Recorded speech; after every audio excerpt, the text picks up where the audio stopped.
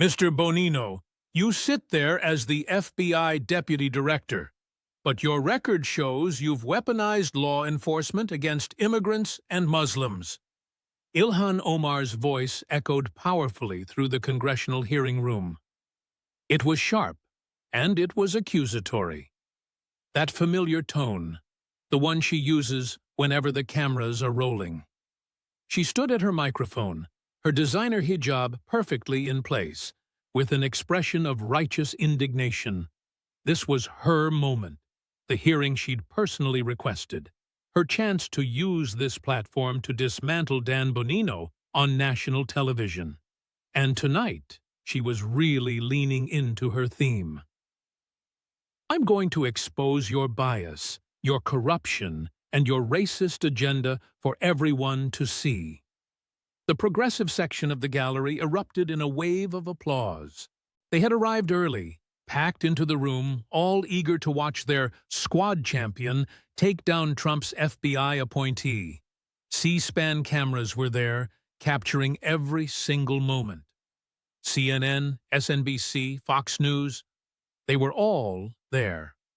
This was the hearing everyone had been eagerly anticipating. Congressional Oversight Committee on Immigration System Integrity. Yes, that was the official title for it, but everyone in that room knew exactly what this truly was. A show trial.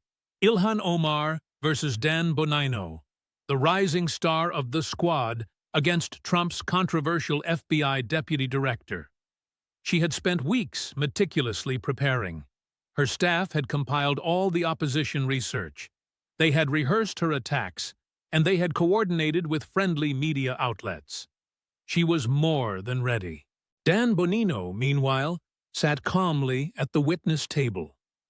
50 years old, a former NYPD cop, a former Secret Service agent, a Queens guy through and through.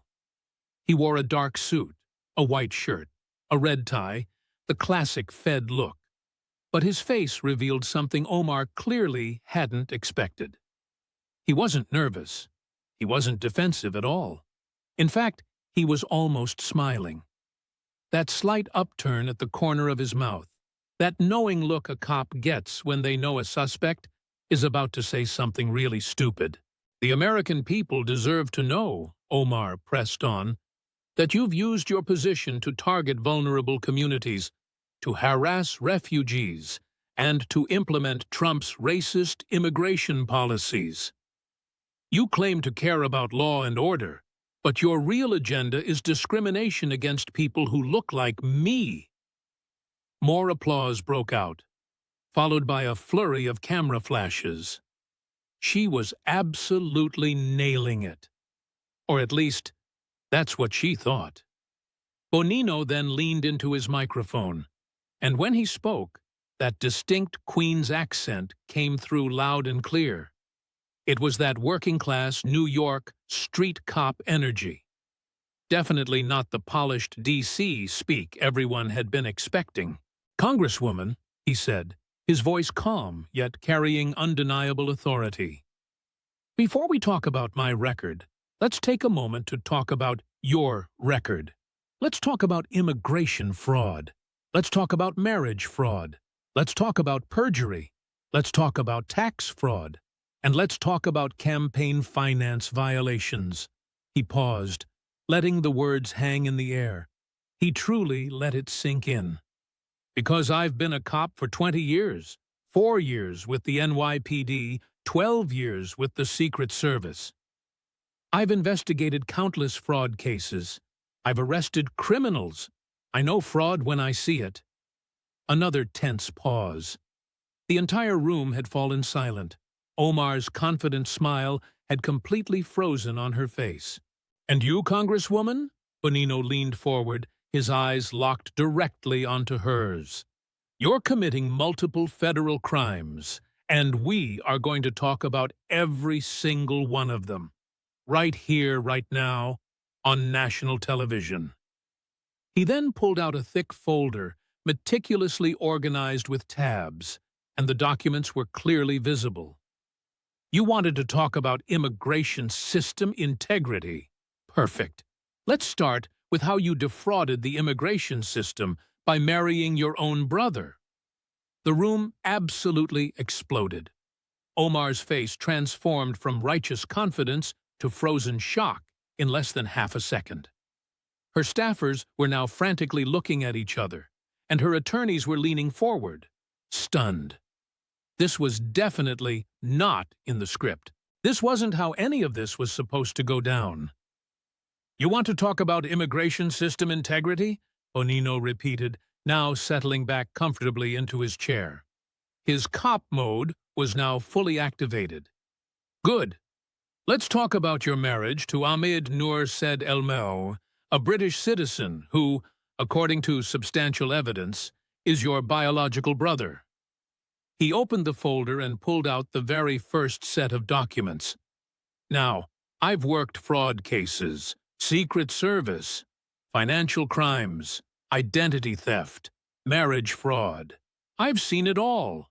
And this one," he said, shaking his head slowly, "this is textbook. So let me walk you through exactly how I know you married your brother to commit immigration fraud." Omar quickly tried to interrupt him. "These are disgusting racist conspiracy. Documents aren't racist." "Congresswoman," Bonino's voice was firm. Not angry, just completely matter-of-fact. It was his cop voice. "Evidence isn't racist. Facts aren't racist. So let's just look at the facts." He then held up the first document for everyone to see. 2009. You legally married Ahmed Noor Said Elma. That's not in dispute. You've admitted it. The marriage certificate was filed with Hennepin County, Minnesota, August of 2009. You were what, 26? 27 years old then? He didn't wait for an answer. Now here's where things really start to get interesting. Ahmed Noor Said Elme. Let's talk about exactly who he is. I pulled his educational records directly from the United Kingdom. He actually attended high school there before ever coming to the United States. Bongino then held up some official-looking documents, complete with British government seals. According to UK school records, her father's name was listed as Ned Elmi. That was his father. Now, let's turn to your refugee application documents from 1995, back when your family first arrived in America. He held up another document, placing it right next to the first.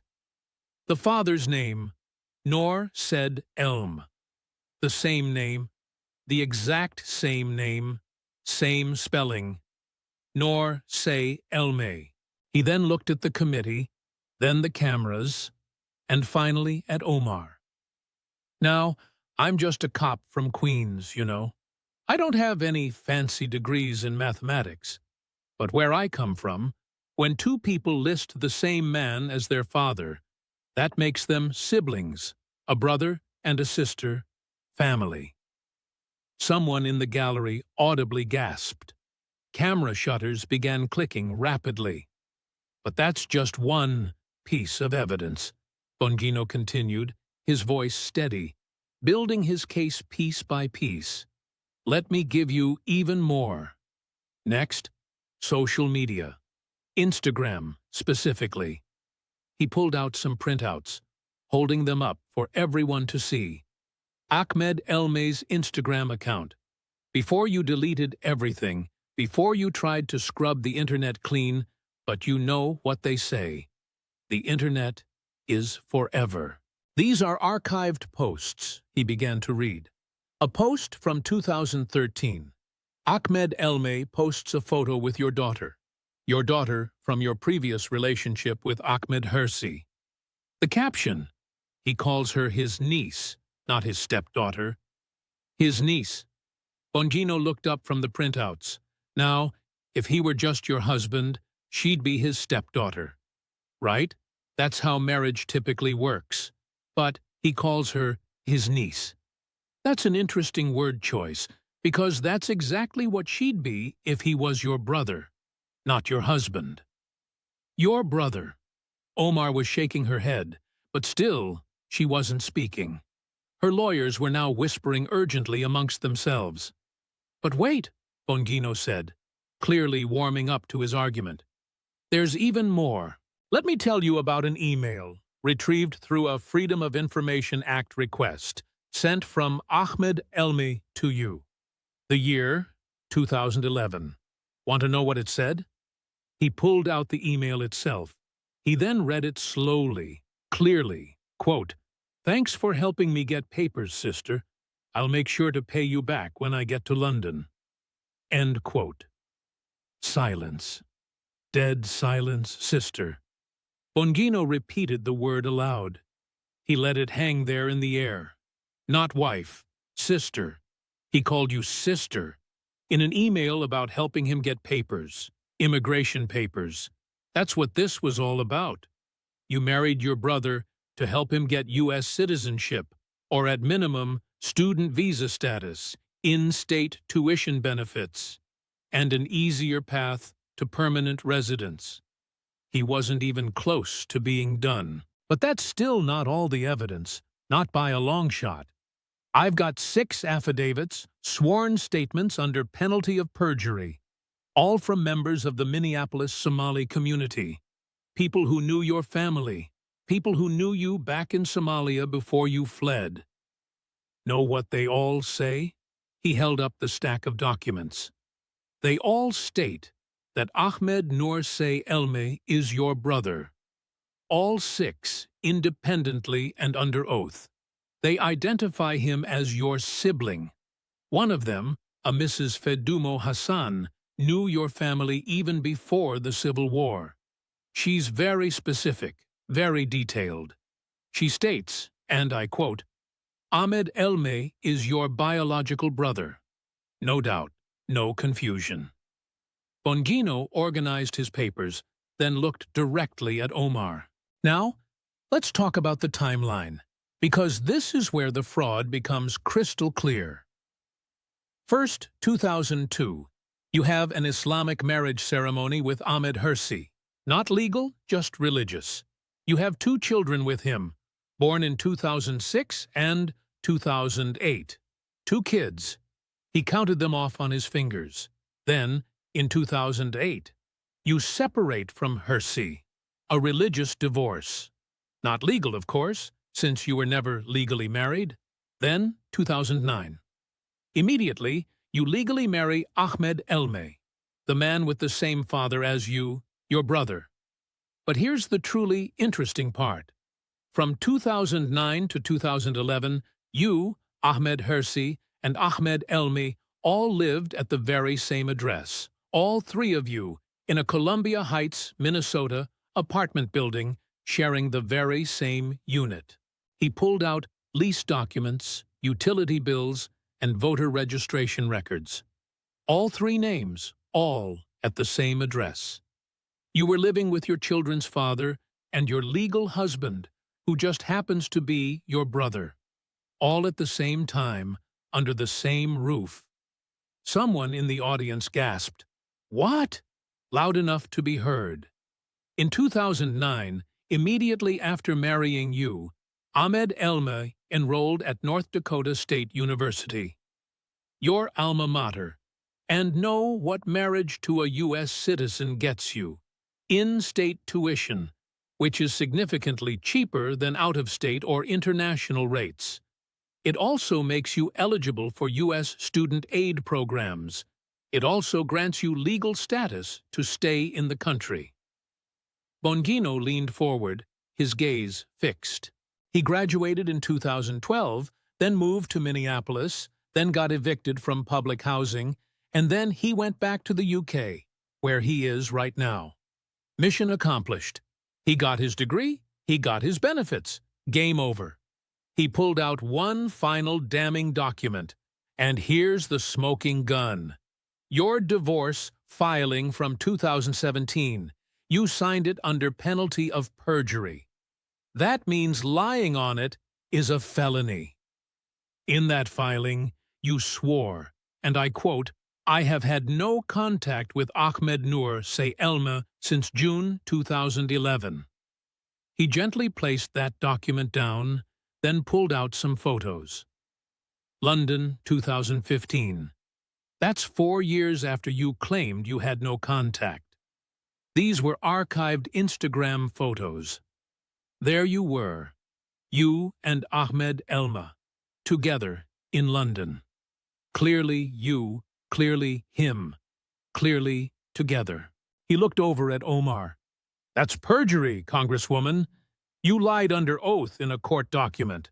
That's a felony, completely separate from the marriage fraud. Separate from the immigration fraud. That's its own federal crime. Omar's voice came out shaky, defensive. This is all taken out of context. These are debunked conspiracy theories from racist bloggers. Debunked! Bongino's voice suddenly sharpened. Congresswoman, absolutely nothing I just presented has been debunked. UK government documents showing your father's name? Not debunked. Your refugee application showing that very same father's name? Not debunked. An email calling you sister? Not debunked. 6 sworn affidavits? Not debunked. Photos contradicting your sworn statement? Still not debunked. He paused. You know what would debunk all of this? One simple thing. A DNA test. The room tensed noticeably. If Ahmed Elme isn't your brother, a DNA test proves it. Simple. Easy. Just an hour. Swab your cheek. Swab his cheek. The lab results come back. Not related. Story over. You're completely vindicated. Everyone who accused you looks like a fool. He spread his hands open. The Daily Mail asked you to take a DNA test in 2019. You refused. Multiple other news outlets requested it. You refused. Members of Congress requested it. You refused. Why?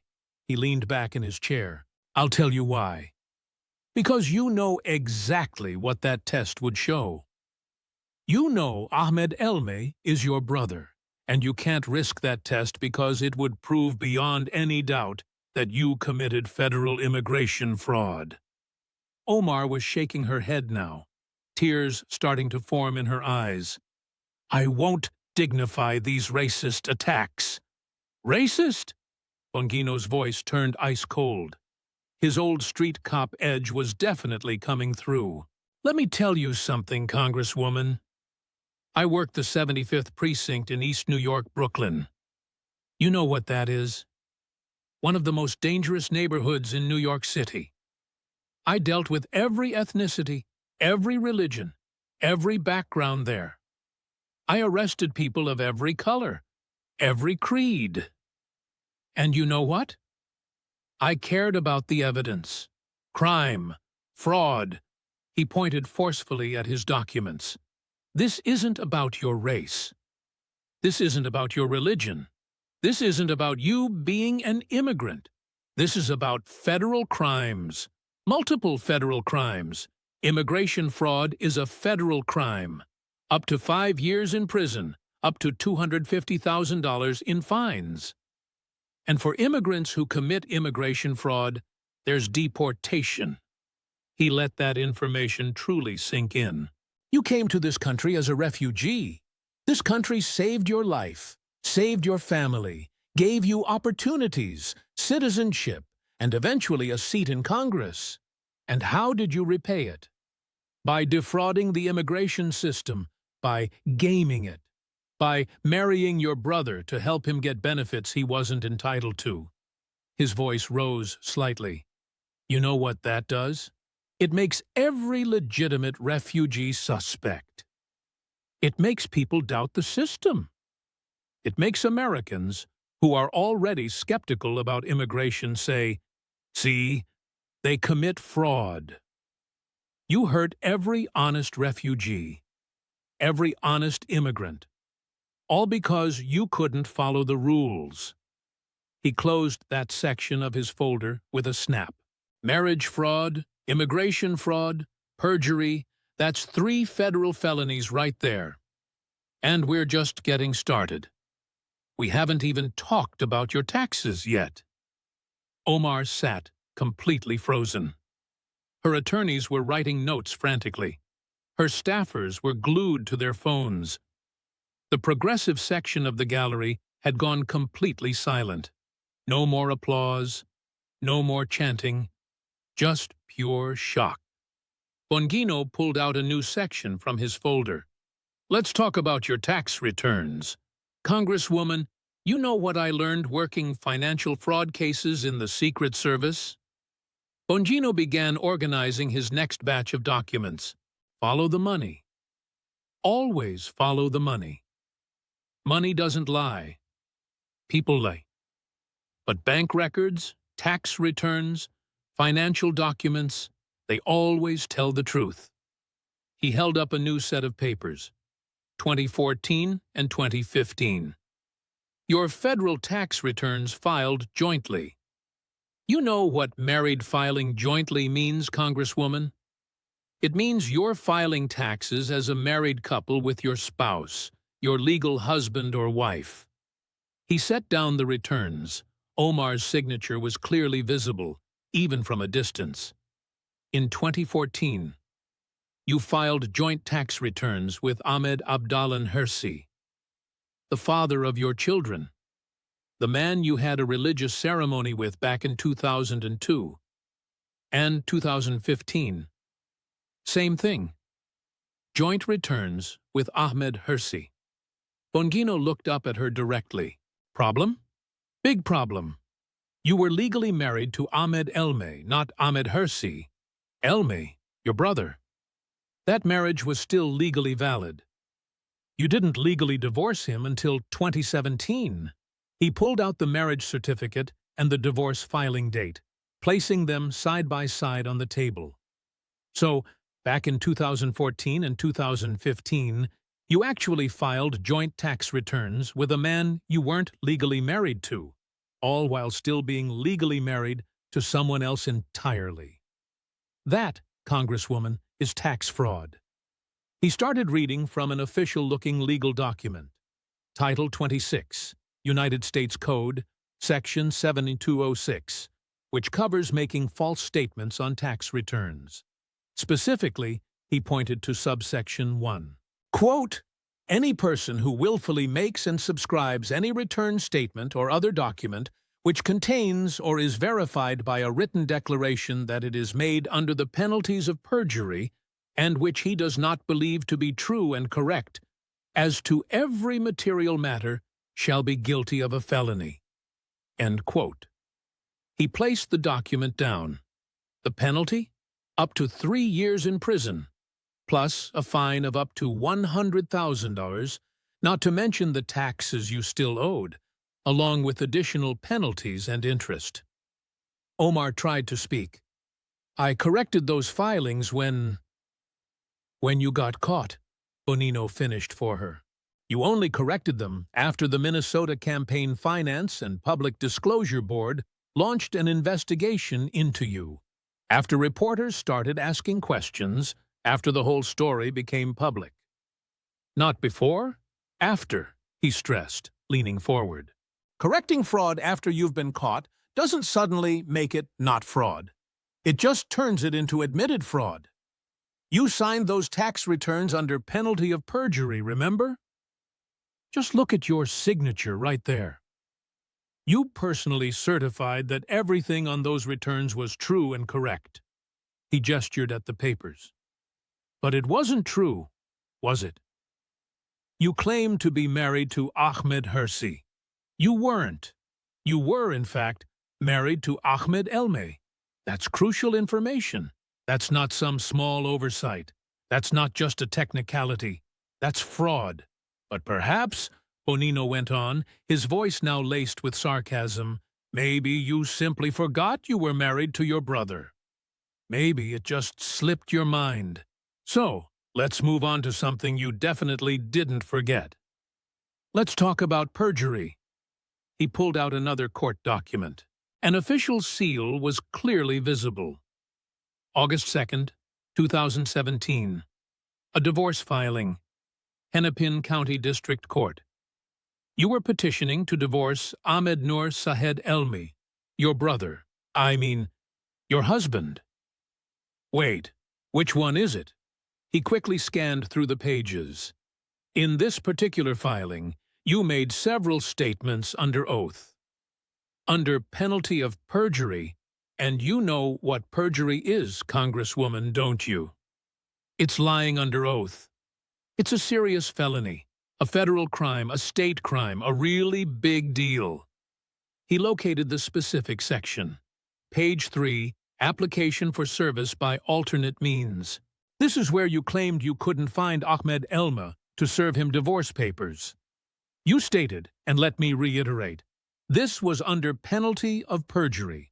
Quote, I have had no contact with Ahmed Nurid Elmi since June 2011. End quote. He set the document down with precision. June 2011. That's what you swore under oath in a legal filing, with your signature placed right above the line that reads, I declare, under penalty of perjury, that everything I have stated in this document is true and correct. He paused. He let the tension in the room build. Now, I've served as a police officer for 2 decades. I've testified in court more times than I can even count. I understand what perjury truly means. It means that if you lie on that kind of document, you will go to prison. That's exactly why people take it so seriously. That's precisely why you think long and hard before you ever put your signature on it. He then pulled out a manila envelope. He opened it slowly, almost dramatically. June 2015, London, England. Instagram posts meticulously archived, complete with screenshots, timestamps, geo-tagged locations, the whole 9 yards. He carefully spread out the photos. You and Ahmed Elma, together in London. Very clear photos, your face. His face, together, 4 whole years after you swore you'd had no contact with him. He pointed directly at the images.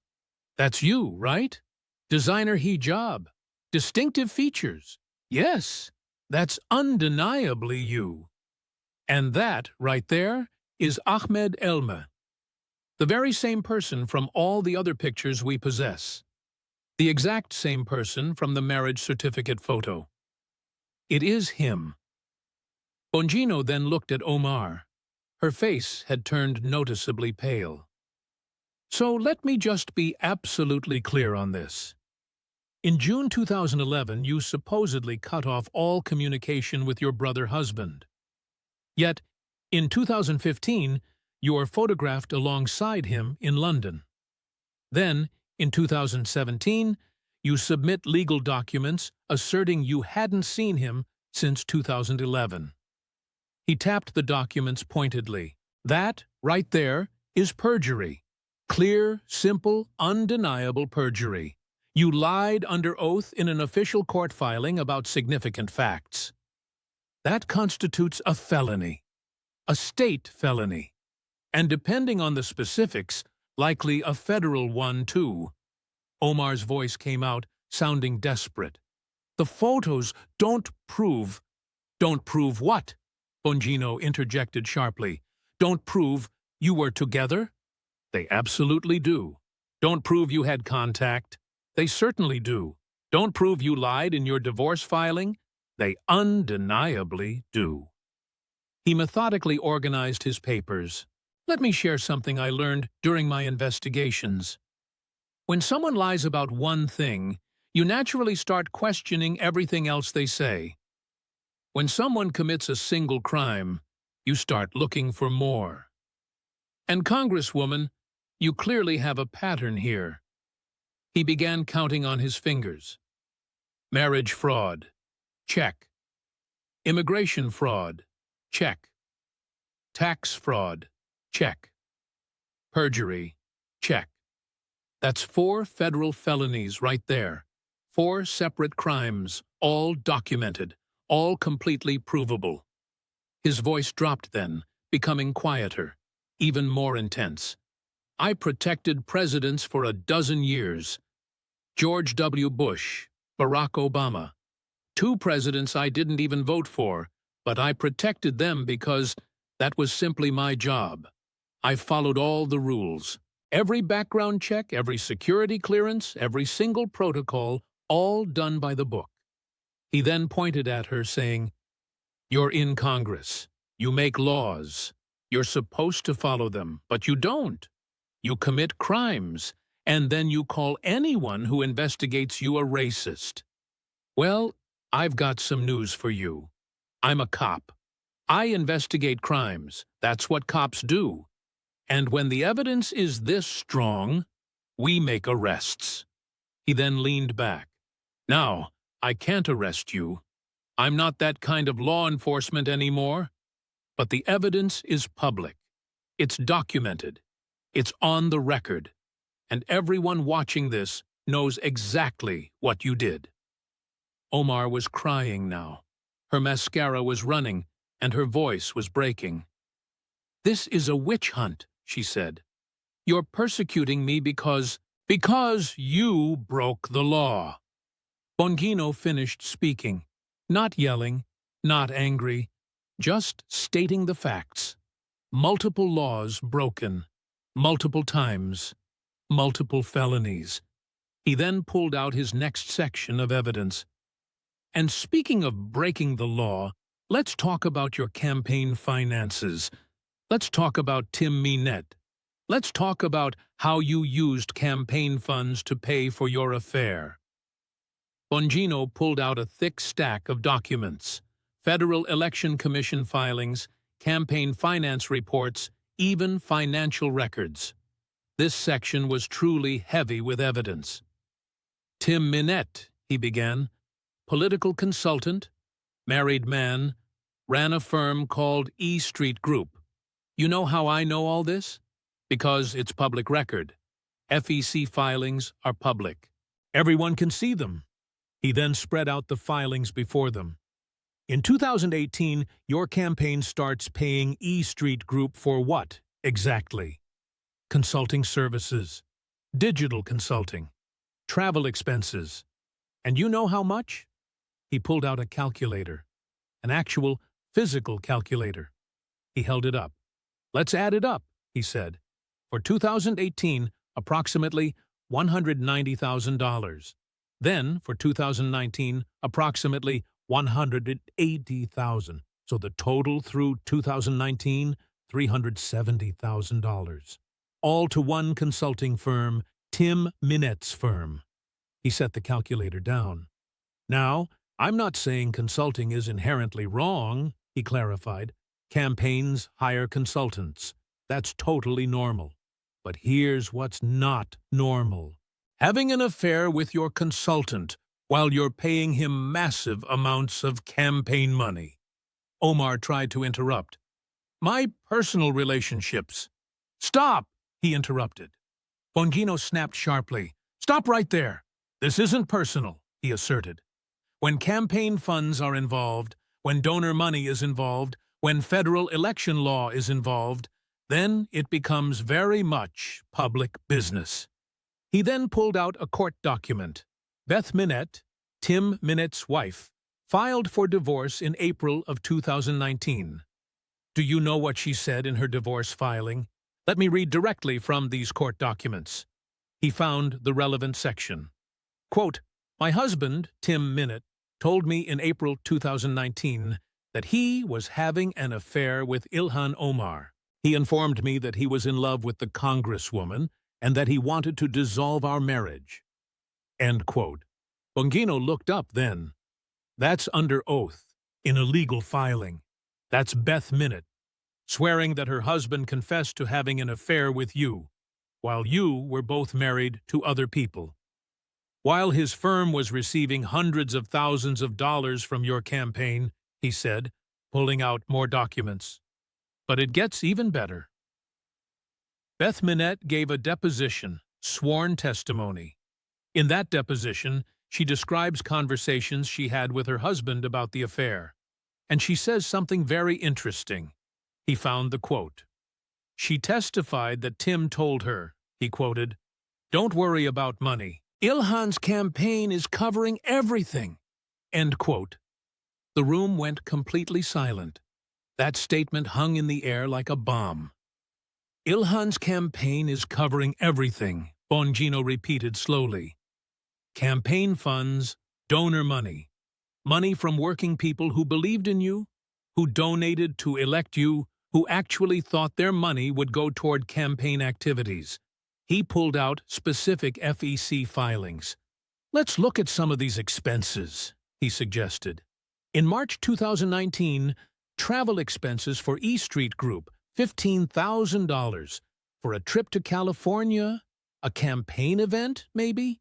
Or maybe, just maybe, a romantic getaway. He flipped through the pages. Then, April 2019, the very same month, Beth Minette says the affair was admitted. More travel expenses and more consulting fees. May 2019, June 2019, and July 2019. Every single month, huge payments were made. He pulled out credit card records, campaign credit card statements detailing dinners, hotels, flights, all charged to the campaign, all while you were having an affair, all while both of you were still married to other people. Bongino's voice turned harder. And you know what's particularly disgusting about this? Beth Minette wasn't just your consultant's wife. She worked in politics, too. She had a career. She had a life. You destroyed her marriage. You broke up a family, and you used campaign funds to do it. Omar was shaking her head, tears streaming down her face. This is just wrong. This is truly unfair. Bongino's tough guy accent grew thicker. The street cop in him was coming out. Do you really want to talk about what's unfair? Let me tell you what is unfair. It's working people donating $20, $50, even $100 because they believe in you, thinking you're fighting for their cause, and you take all that money, using it to fund your own affair. He slammed the documents onto the table, not violently, but with clear emphasis. That's unacceptable. That's outright theft. That's plain fraud.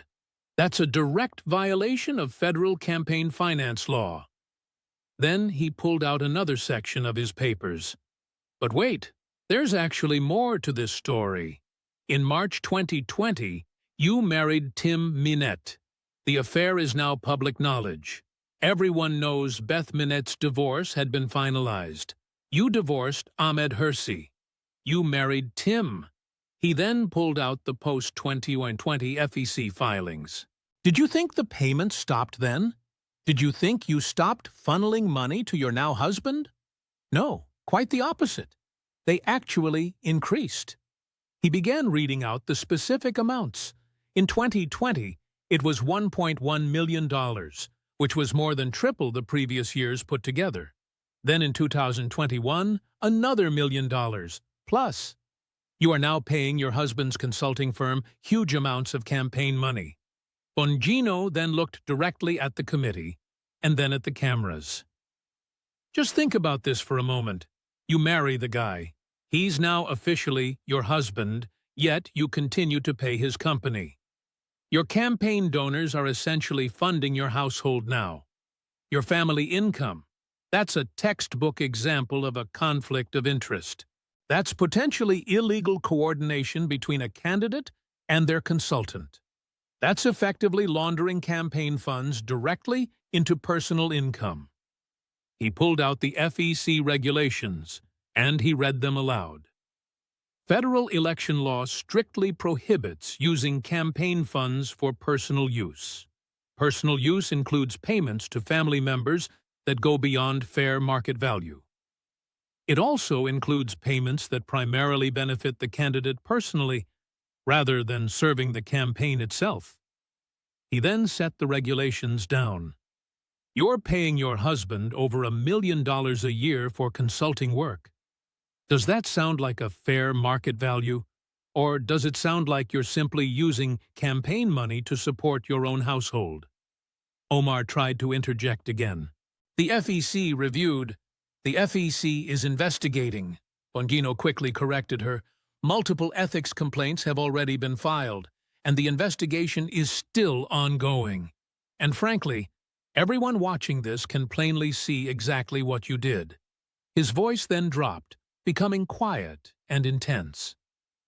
I've witnessed corruption throughout my 20 years. I've seen politicians accept bribes. I've seen lobbyists outright buy access.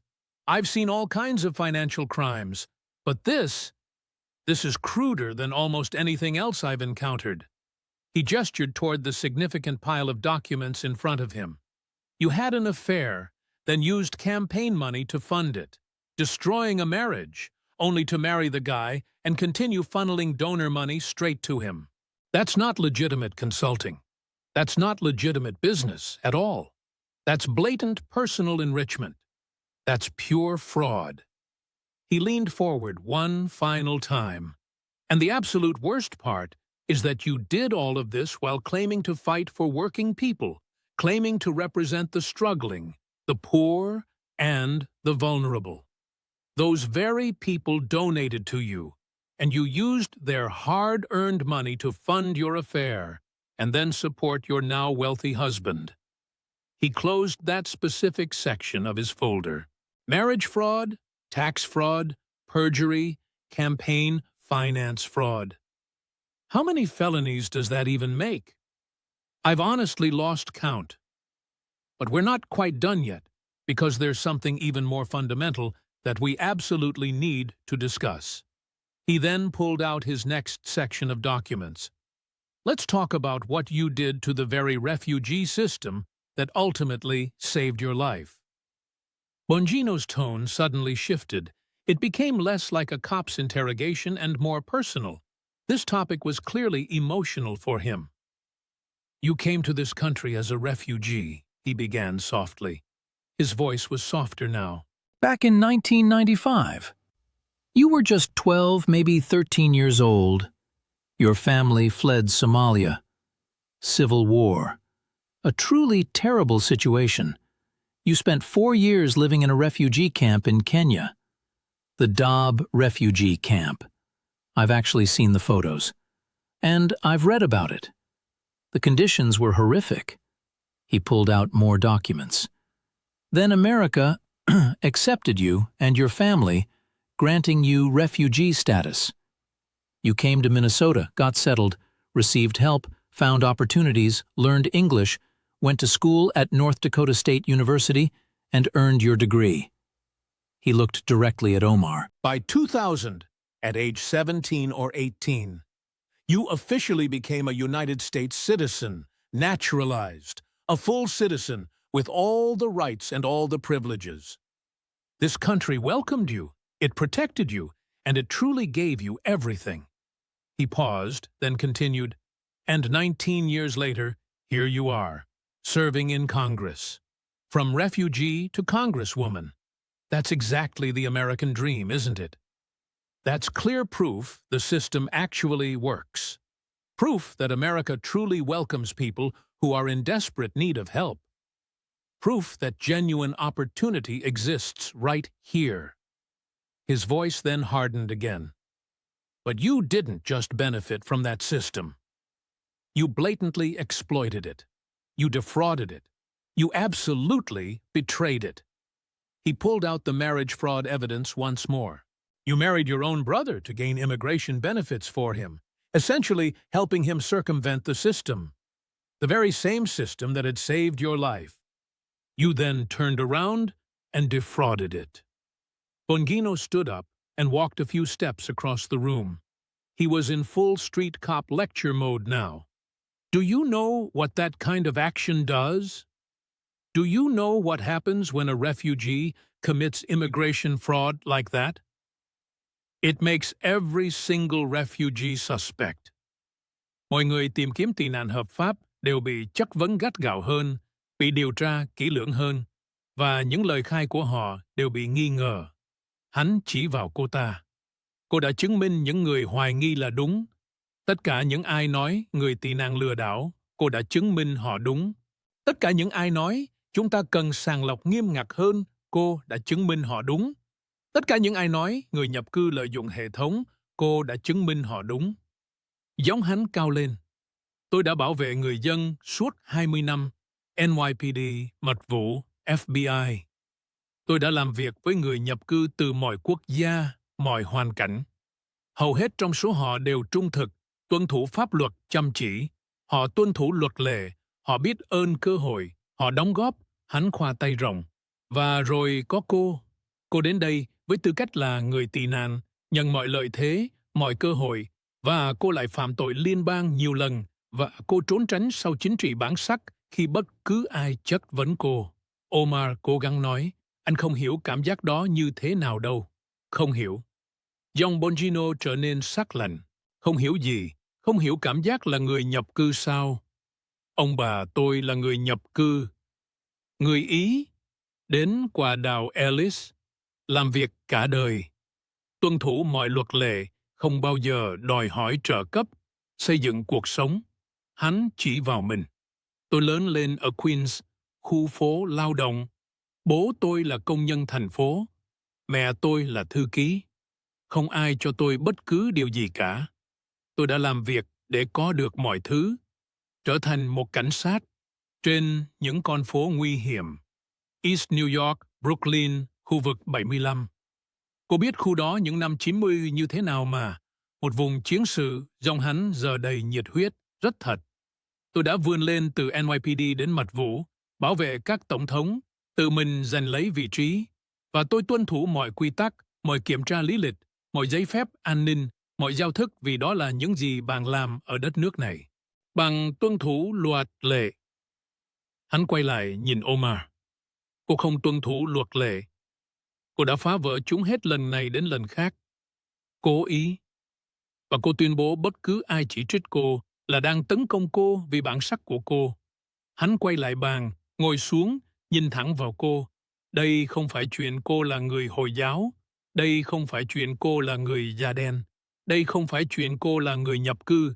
Đây không phải chuyện cô là phụ nữ. Hắn gõ vào các tài liệu. Đây là về tối liên bang, về gian lận, về nói dối, về tham nhũng, về việc phản bội hệ thống đã cứu mạng cô. Giọng hắn trầm hơn, căng thẳng hơn. Cô giảng đạo cho người Mỹ về lòng trắc ẩn, về việc chào đón người tị nạn, về việc mở rộng cửa. Và tôi thực sự đồng ý với một số điều đó. Tôi nghĩ chúng ta nên giúp những người chạy trốn chiến tranh, chạy trốn sự đàn áp, chạy trốn bạo lực. Hắn nghiêng người về phía trước. Nhưng chúng ta không thể giúp đỡ mọi người nếu chúng ta không thể tin tưởng hệ thống. Và chúng ta không thể tin tưởng hệ thống khi những người như cô gian lận, khi cô lợi dụng nó, khi cô khai thác nó vì lợi ích cá nhân. Hắn rút ra một tài liệu cuối cùng. Cô muốn biết điều gì sẽ làm rõ tất cả những điều này không? Điều gì sẽ chứng minh sự vô tội của cô? Điều gì sẽ dập tắt mọi lời buộc tội? Hắn giơ nó lên, xét nghiệm DNA, đơn giản, dễ dàng, nhanh chóng. Chứng minh Ahmed Elme không phải anh trai cô, minh oan cho cô hoàn toàn, khiến tôi trông như một thằng ngốc, khiến tất cả những người buộc tội cô trông như những kẻ âm mưu. Hắn đặt nó xuống, nhưng cô sẽ không làm. Nhiều phương tiện truyền thông đã yêu cầu. Cô đã từ chối nhiều lần. Tại sao? Hắn nhìn chằm chằm vào cô vì cô biết nó sẽ cho thấy điều gì. Cô biết hắn là anh trai cô. Cô biết xét nghiệm sẽ chứng minh cô đã gian lận nhập cư và cô không thể mạo hiểm điều đó. Omar giờ khóc nức nở, giọng nghẹn ngào. Tôi không cần phải chứng minh bất cứ điều gì cho anh. Cô không cần phải chứng minh bất cứ điều gì cho tôi. Bongino đồng ý, nhưng cô nên muốn chứng minh điều đó cho nước Mỹ. Cô nên muốn xóa tên mình trừ khi cô không thể, trừ khi những lời buộc tội là đúng. Hắn sắp xếp giấy tờ của mình.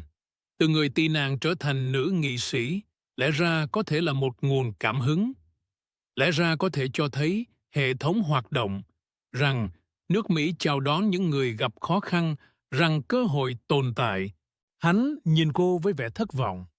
Thay vào đó, cô đã chứng minh rằng một số người sẽ lợi dụng bất kỳ hệ thống nào, sẽ phá vỡ bất kỳ quy tắc nào, sẽ thực hiện bất kỳ hành vi gian lận nào, và sẽ gọi bất cứ ai chất vấn họ là một kẻ cuồng tín.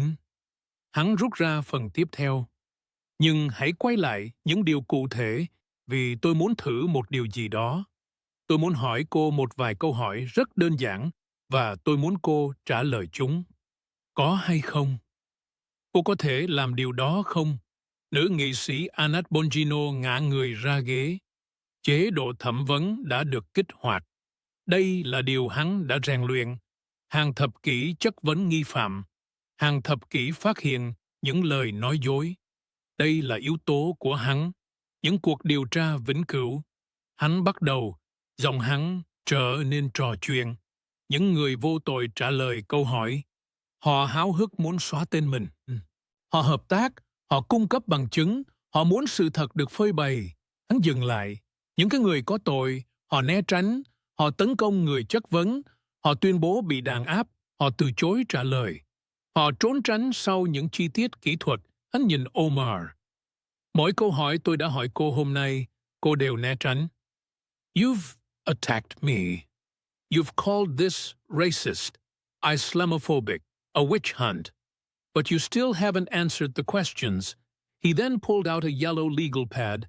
It was a fresh page, his pen poised and ready. All right, let's try this, he said. Simple questions, yes or no answers. That's all I need. Just answer the questions.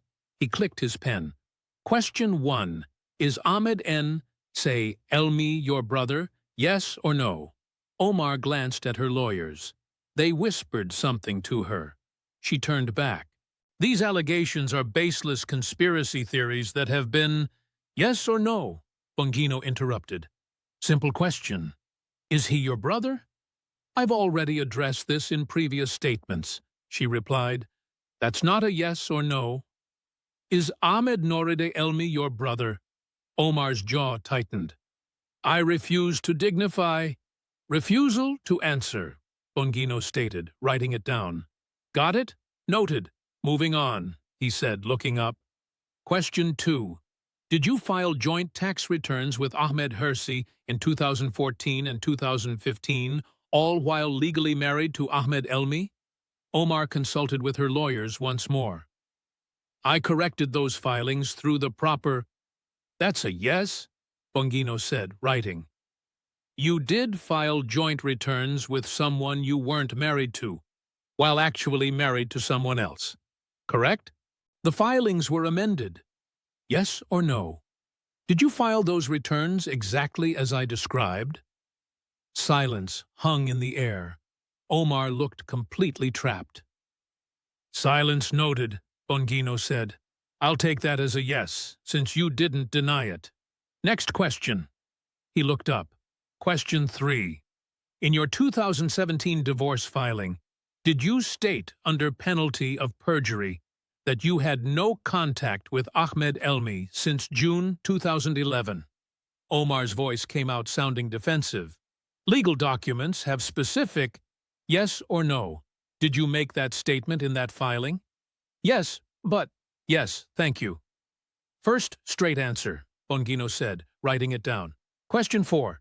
Were you photographed with Ahmed Elmi in London in 2015? Omar shook her head. Those photos don't prove... Were you photographed with him in 2015, 4 years after you claimed you had no contact? Her lawyers whispered urgently again. She didn't answer. Refusal to answer? Bongino noted. Interesting, he continued. Question 5. Did your campaign pay Tim Mynette's company approximately $370,000 between 2018 and 2019? Campaign expenditures are all properly disclosed, she replied.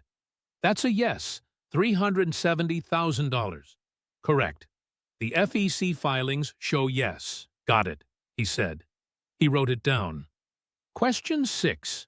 Were you having an affair with Tim Mynette during this time period? Omar's face turned crimson. My personal life? Beth Mynette testified under oath that you were in her divorce filing.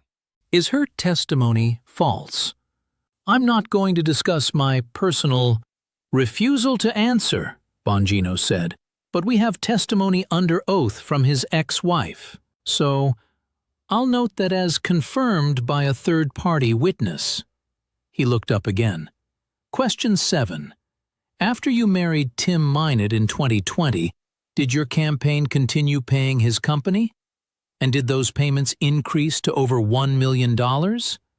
Consulting fees are determined by yes or no. Did payments increase after marriage? The services provided were yes or no. Silence. I'll check the FEC filings myself, Bongino said. They're public, and yes, they increased substantially. He set his pen down, looked at the legal pad, then at the committee. He cleared his throat. He looked at Omar. 7 questions, 7 deflections, not one straight answer, not one honest response. He stood up. You know what I learned interrogating suspects for 20 years? This right here, he said, pointing at her. This is what guilt looks like. This is how criminals respond when cornered with evidence. He walked a few steps away. Innocent people say, no, that's not true, and here's proof. They provide evidence. They welcome investigation. They clear their name. He turned back. You attack me. You claim racism. You refuse to answer.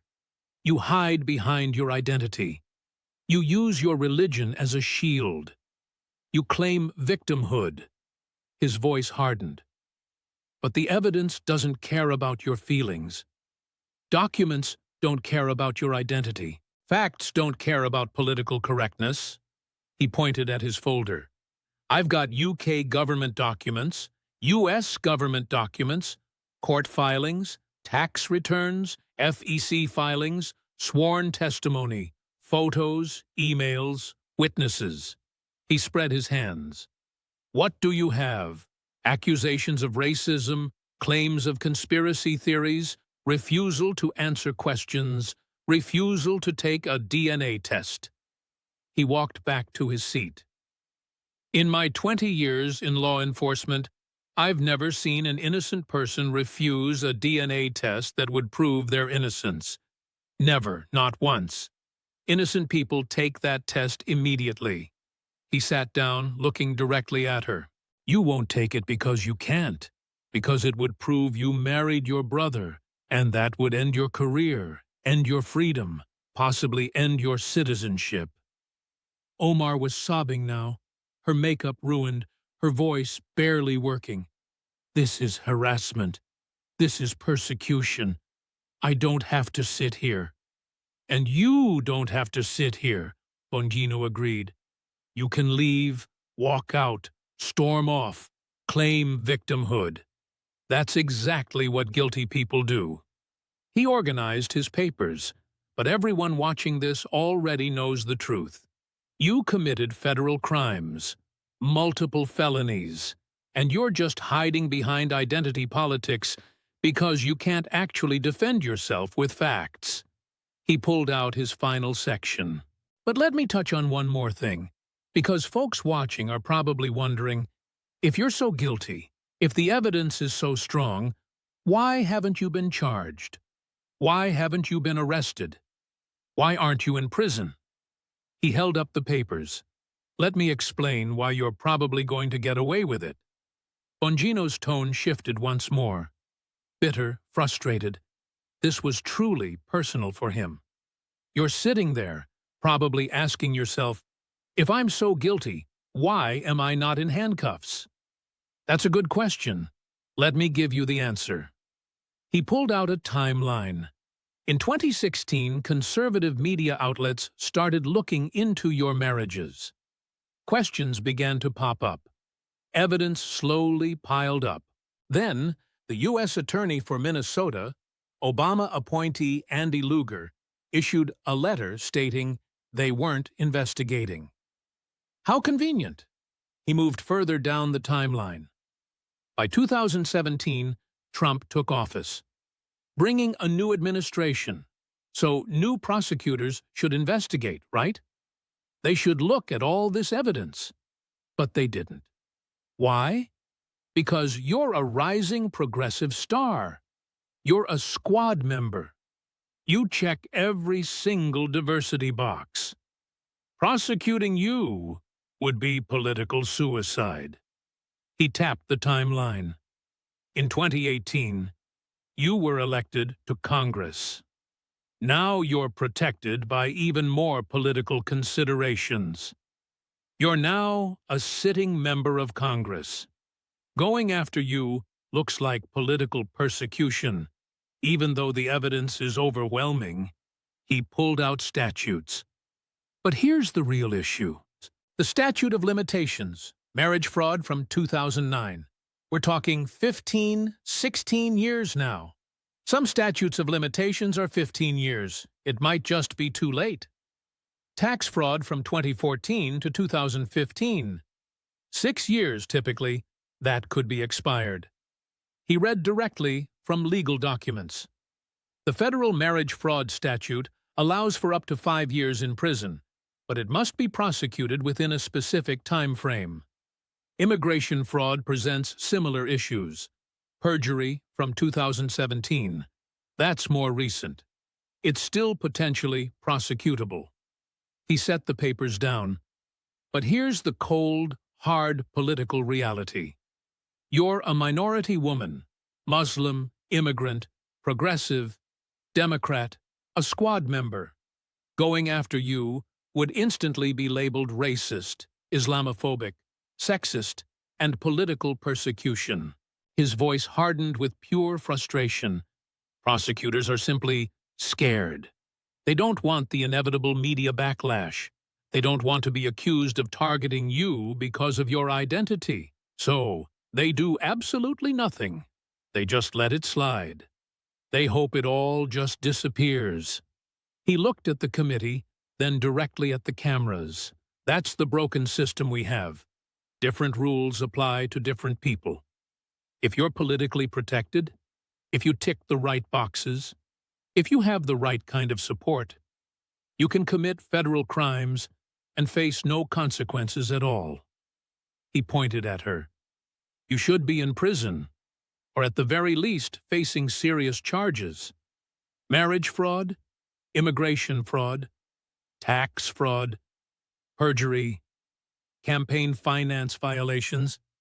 That's a stack of multiple felonies. He pulled out some recent news articles. But you know what?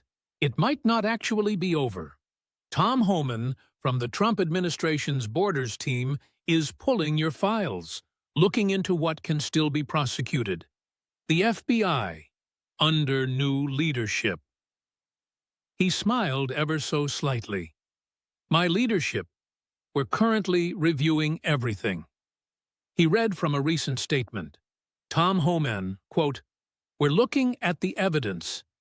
There are some statute of limitations issues, but we're actively examining what legal options still remain. That's not over, Congresswoman. That investigation is very much active. He pulled out even more documents. And there's another possibility that people rarely discuss. If you committed immigration fraud, if you married your brother to secure him citizenship or benefits, that could potentially impact your own citizenship. He read from immigration law. Citizenship obtained through fraud or misrepresentation can indeed be revoked. Denaturalization. It's a rare occurrence, but it does happen. If it's proven you committed immigration fraud, even years or decades ago, they absolutely can revoke your citizenship. He looked up. And once citizenship is revoked, deportation then becomes a real possibility. Back to Somalia. Back to where you originally came from. That is the law. Omar's eyes widened visibly. Fear was now clearly apparent. Don't like that, Bongino asked. Don't want to face those kinds of consequences? Then you really should have followed the rules. You should have been grateful for the opportunity you were given instead of actively defrauding the system. He organized his papers one final time. But realistically, you're probably still going to get away with it. Political protection, a media shield, identity politics acting as armor. Prosecutors too scared to act. And the statute of limitations expired on some crimes. He looked directly at her. But make no mistake, absolutely everyone knows what you did. The evidence is public. It's documented, it's irrefutable, and history will absolutely record it. He stood up. I spent 20 years in law enforcement with the NYPD, Secret Service, and FBI. I always followed the rules. I always played by the book. I've seen criminals get away with crimes because they had the right connections, the right political protection, the right identity. He then pointed directly at her. You're exactly one of them. You've committed federal crimes repeatedly, yet you're shielding yourself with identity politics. You call anyone who investigates you a racist, playing the victim, when in reality, you're the criminal. His voice grew louder, filled with passion. But let me tell you something. The American public isn't foolish. They can see right through it all. They know precisely what you've done. They know you married your own brother. They know you committed tax fraud. They know you lied while under oath. They know you funneled campaign money to your affair partner, who later became your husband, he stated, gesturing widely. They know you arrived here as a refugee and repaid America by defrauding its immigration system. They know you are corrupt. They know you are a criminal. And one day, once you're out of Congress, once your political career ends, all anyone will remember is that Ilhan Omar committed federal crimes and escaped punishment because the system was too flawed to prosecute her. He then sat back down. He was calm now. The anger had finally burned itself out. That's the honest truth. That's the harsh reality. You might win for now. You might get away with it for now. But everyone knows, and history will eventually judge you. He closed his folder. That's it. I'm finished, Madam Chairwoman. I've presented all the evidence. The American people can now judge for themselves. The hearing room erupted the very moment Bongino concluded. Media scrambled, staffers were on their phones, committee members argued, and security struggled to maintain order. Omar remained silent, not uttering another word. Her lawyers surrounded her. They quickly escorted her out of the room, through a side door, away from the cameras and reporters. But you simply can't escape the internet. Within minutes, video clips were absolutely everywhere. They spread across Twitter, Facebook, YouTube, TikTok, every single platform. Ilhan Omar exposed began trending worldwide in less than an hour. Hashtag brother marriage, hashtag tax fraud, and hashtag campaign finance fraud all went viral too. C-SPAN ratings shattered all records, with the hearing footage replaying continuously across every news channel. Conservative media offered non-stop, 24/7 coverage. Mainstream media couldn't ignore it any longer. Even progressive outlets found it tough to defend her. "It's concerning," said one MSNBC host, visibly uncomfortable. "These allegations definitely deserve a serious investigation." CNN tried even harder to come to her defense. While they called Bongino's attacks aggressive and potentially inappropriate, even CN had to acknowledge the documents, the evidence, and her refusal to answer questions. Fox News, meanwhile, ran victory laps. "Bongino destroys Omar with facts," they declared. "Squad member exposed for multiple felonies," blared another. The coverage continued relentlessly. By the next morning, Democrats were in full-blown panic. Nancy Pelosi released a carefully worded statement. She stated, "We take these allegations seriously and support a thorough investigation through appropriate channels." Translation, they were clearly distancing themselves. Chuck Schumer said absolutely nothing, not a single word. His office simply declined to comment. Other squad members attempted to show their support. AOC tweeted, "This is a coordinated attack on a woman of color in Congress. We stand with Ilhan." But even that tweet got heavily ratioed. Thousands of comments poured in. What about the evidence? People asked. Is evidence racist? Address the facts, not identity. Rashida Clay tried to defend her. Ayanna Pressley also defended her, but their voices were completely drowned out by the sheer volume of newly public evidence. Documents were everywhere, with people sharing photos, timelines, and analyses. Within just 3 days, a new petition emerged. Ahmed Hassan was the one who started it. He was a refugee advocate based in Minneapolis. He had come to America legally from Somalia. He had waited years within the system. He had followed every single rule. He watched the hearing, saw the evidence, and was absolutely furious. I came here legally, he told reporters outside his community center. I waited. I followed the rules. I was vetted with background checks, interviews, and years of waiting. And yet, she commits fraud, he stated. She makes it harder for every legitimate refugee. His petition was titled, Investigate Ilhan Omar for Immigration Fraud. The text itself was straightforward. It read, We, the undersigned, demand that the FBI, DOJ, and relevant authorities fully investigate Representative Ilhan Omar for immigration fraud, tax fraud, perjury, and campaign finance violations. The evidence presented in the congressional hearing absolutely demands action. No one is above the law.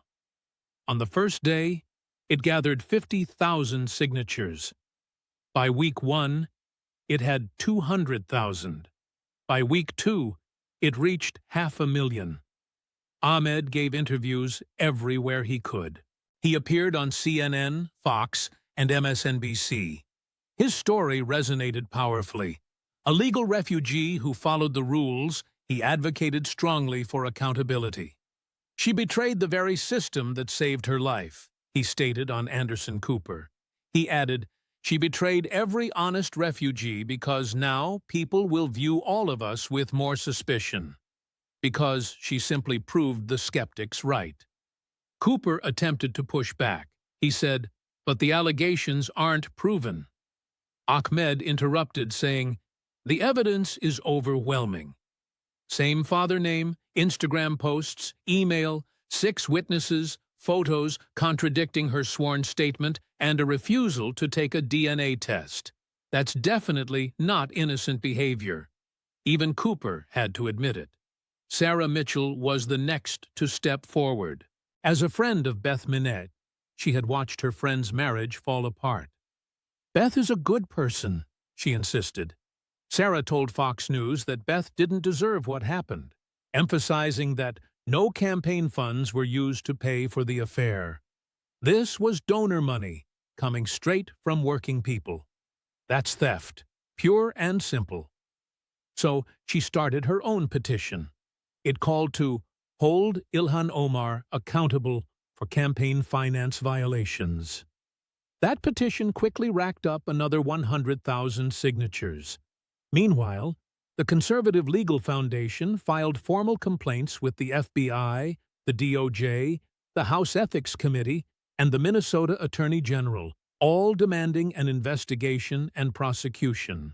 These complaints were thorough and professional, citing specific laws, evidence, and violations that were simply too hard to ignore. Tom Homan soon gave an interview. He stated, "We're reviewing everything." He explained on Fox News, immigration fraud is serious. He continued, "If she married her brother to exploit the system, that's a federal crime." While the statute of limitations might be an issue for some charges, he confirmed they were examining what could still be prosecuted. A reporter then asked, could she be deported? Homan didn't crack a smile. He replied, if citizenship was obtained through fraud, it can be revoked. That's simply the law. Denaturalization is absolutely possible. And yes, after that, deportation becomes a real possibility. He concluded, we're looking at all options. That clip quickly went mega viral. It garnered millions of views. The very idea that Omar could face deportation galvanized conservatives and, predictably, enraged progressives. But the law itself was crystal clear. Fraud invalidates citizenship, plain and simple. Under Bongino's leadership, the FBI announced a full review of the case. New evidence had certainly come to light. He stated, "We're examining what wasn't investigated previously." He insisted, "This is not political." He clarified, "This is about federal crimes." Even the Democrats, who had staunchly defended Omar, suddenly went silent. There were simply too many felonies, too much damning evidence, and it had become too politically toxic to ignore. Her fundraising efforts collapsed almost overnight. Key donors pulled out. Major progressive PACs redirected their money elsewhere. Even the tech billionaires who had supported her stopped returning her calls. She had officially become poison. Soon, primary challengers announced their bids, a moderate Democrat and a Republican. Even another progressive emerged, promising integrity and accountability. The progressive challenger declared, "I support progressive policies, but we need representatives who actually follow the law, who don't commit federal crimes, and who certainly don't embarrass our movement." Polls quickly showed her favorability plummeting within her own district, even among her own constituents. 6 months later, Omar finally held a press conference. She looked utterly exhausted, her makeup perfectly applied, but her face was visibly drawn. She had aged visibly in a short time. Reading from a prepared statement, she announced, "After much consideration and consultation with my family, I have decided not to seek re-election." She added, "I want to spend more time with my family and explore new opportunities outside of Congress." The translation was clear. She was absolutely done, politically finished. Her career was over. While the media tried to spin it as her own choice, saying she was stepping down to focus on family, everyone knew the real truth. She had been utterly destroyed, exposed, and forced out. Ahmed Hassan soon issued a statement. He said, "Good, but it's simply not enough." He added, "She should still face charges." He insisted, "She should be investigated, and she should be held accountable." He concluded, "Justice absolutely requires it." Sarah Mitchell fully agreed. She argued, "She's escaping responsibility. She's just walking away, getting to keep her freedom, even though the evidence of her crimes is public. That's not justice at all. That's the system failing us." Conservative media quickly declared victory.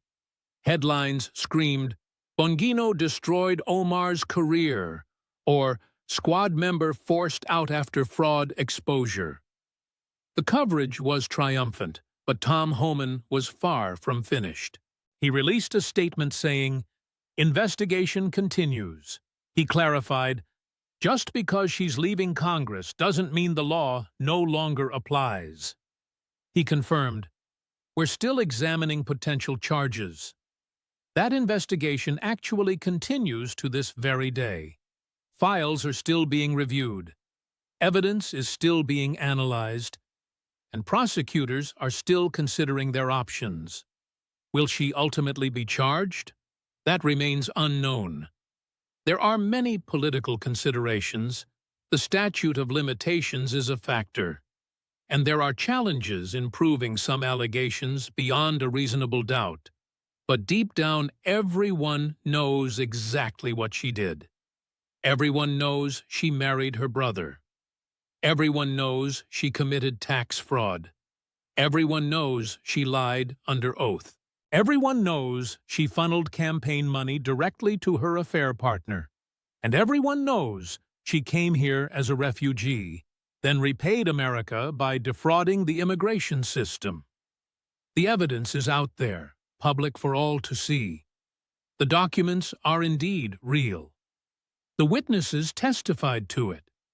The facts are simply facts, and history will record every single detail. Ilhan Omar arrived in America as a refugee, rose to Congress, but ultimately fell because she committed federal crimes and mistakenly believed she could hide behind identity politics. She was tragically wrong. Dan Bongino, a street cop from Queens who went on to protect presidents and rise to FBI deputy director, used his platform to relentlessly expose that corruption. He did it with concrete evidence, undeniable facts, and the unvarnished truth. So, that's the whole story. Here's what truly went down when Ilhan Omar attempted to take down Dan Bongino. She ended up destroying herself instead. Now, stories like this really matter because politicians, especially ones like Ilhan Omar, totally rely on you being unaware of the actual facts. They absolutely bank on identity politics to shield them.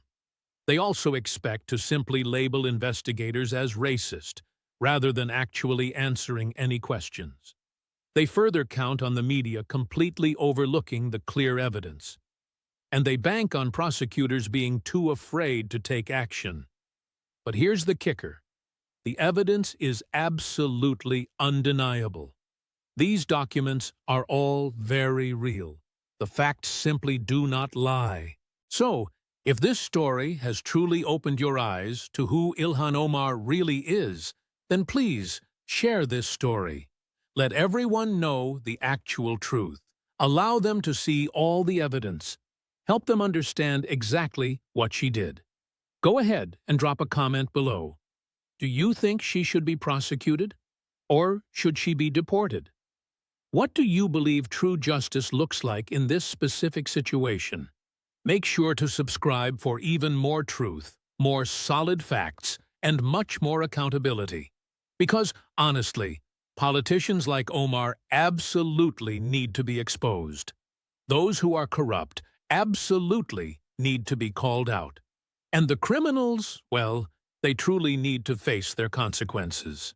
Now, this is truly just one story, but there are definitely so many more politicians out there committing crimes, a whole lot more corruption just waiting to be exposed, and plenty more truth that needs to be told. I'll see you in the next one.